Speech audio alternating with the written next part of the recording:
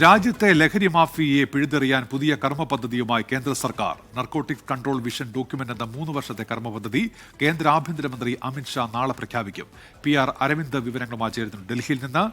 അരവിന്ദ്, ലഹരിക്കെതിരെ കേന്ദ്ര സർക്കാരിന്റെ നീക്കം എന്തൊക്കെയാണ് വിവരങ്ങൾ? അരവിന്ദ്.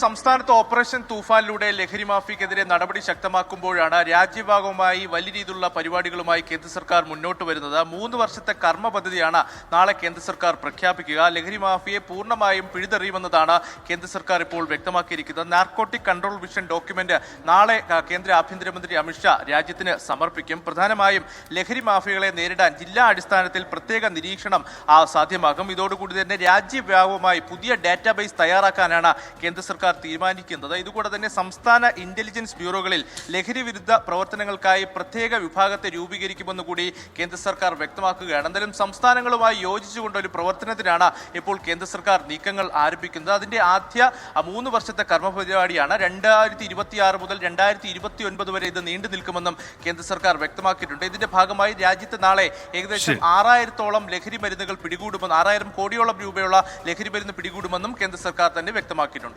ശരി.